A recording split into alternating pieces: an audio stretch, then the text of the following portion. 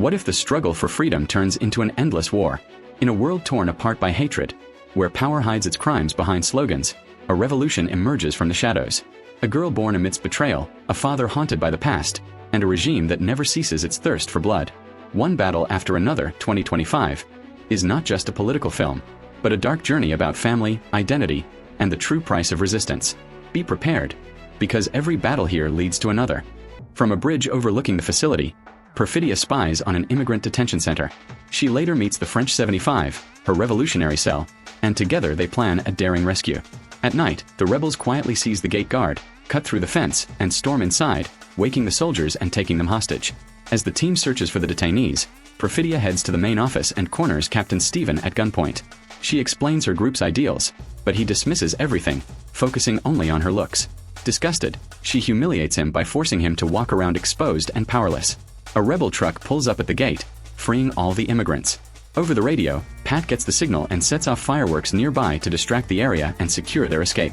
The soldiers are locked behind the gate, and Stephen warns Perfidia he'll see her again.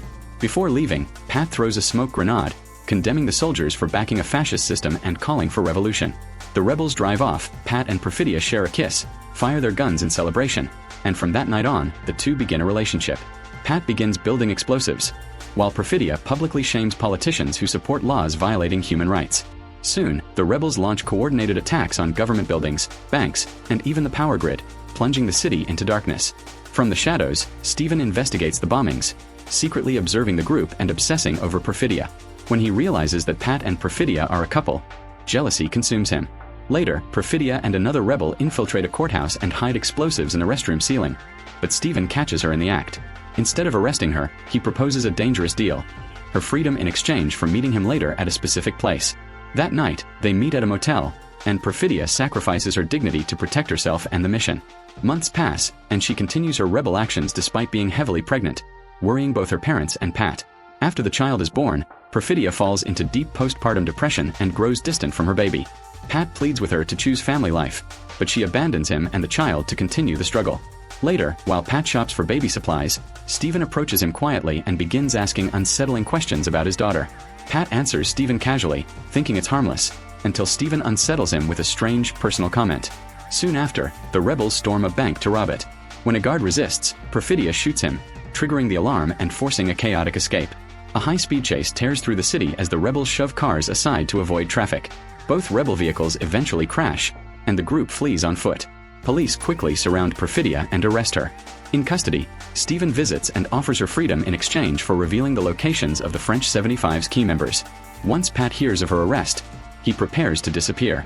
Rebel Howard helps Pat by giving him a tracking device that identifies trusted allies, teaching him a complex secret code, and providing fake documents so he and his daughter can assume new identities. As Pat escapes to another city, Perfidia is placed into witness protection. Using Perfidia's intel, Stephen hunts down most of the rebels, killing some who resist, and dismantles the organization, earning an award. When he tries to inform Perfidia, he finds she's already escaped to Mexico. 16 years later, Pat's daughter, now a teenager named Willa, trains in martial arts with Sergio. Pat, paranoid and constantly smoking, still shows up for parent-teacher meetings. Stephen continues overseeing detention centers and receives an exclusive invitation to a hotel meeting with the white supremacist Christmas Adventurers Club, which he's long sought to join. They question his past relationships and promise to review his profile. Meanwhile, Howard continues covert rebel operations via radio. One day, bounty hunter Avanti captures him. Neighborhood kids rush to Howard's house, use his radio, and send out a coded alert announcing his capture. Howard is taken to a military base, where a soldier threatens his sister, forcing him to reveal rebel locations. Stephen uses this intel to stage a fake mission and send troops to raid Pat and Willa's town. At home, Pat's constant smoking sparks an argument with Willa, who feels like she's always babysitting him. Before her school dance, Pat insists she take one of Howard's devices and threatens anyone who might pick her up. At school, Willa hears the device beep in the bathroom and meets Deandra, who recites the secret code, confirming she's a rebel ally. An urgent SOS forces them to escape, narrowly avoiding police surrounding the school. On the way, Willa reveals Stephen killed her mother, casting Perfidia as a hero in her eyes. The dance is cut short as Stephen's soldiers search for Willa. Teens are interrogated, and friends explain she has no phone. Meanwhile, Pat, struggling with memory from too much smoking, recalls the rebel code just in time when contacted. A rebel warns Pat that Howard is captured and Stephen is coming for him, while Willa is already safe. Pat struggles to recall their usual meeting points, but the rebel hangs up before he can ask. When soldiers storm his house, Pat is gone. Stephen sniffs a photo of Willa as soldiers discover Pat's escape tunnel, tossing a smoke grenade inside. Gasping for air, Pat reaches the exit just in time.